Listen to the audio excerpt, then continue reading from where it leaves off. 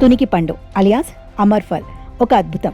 అడవుల జిల్లా ఆదిలాబాద్ ప్రజలపై దీని గురించి ప్రత్యేకంగా చెప్పాల్సిన అవసరం లేదు. అక్కడి ప్రజలకు ఇది అమృత ఫలం.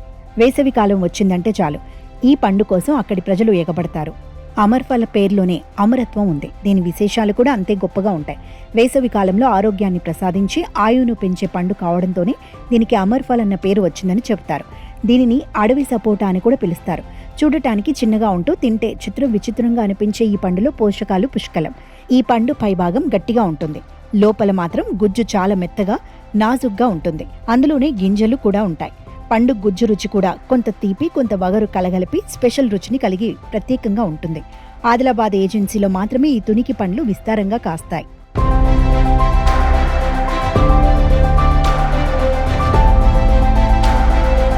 ఒక్కసారి దీని రుచి చూస్తే మళ్లీ మళ్లీ కావాలని కోరుకుంటారు.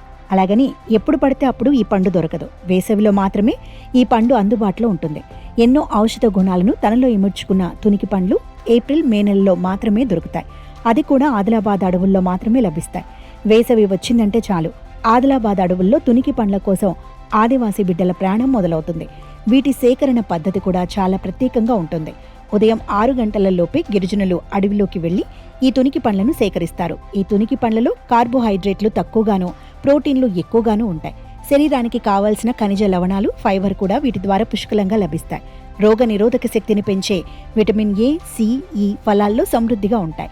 ఇవి రక్తంలో చక్కెర స్థాయిలను నియంత్రణలో ఉంచుతాయని, కంటి చూపును మెరుగుపరుస్తాయని, ఈ పండ్లలో ఫైబర్ అధికంగా ఉండటంతో జీర్ణక్రియ మెరుగుపడుతుందని చెబుతున్నారు నిపుణులు.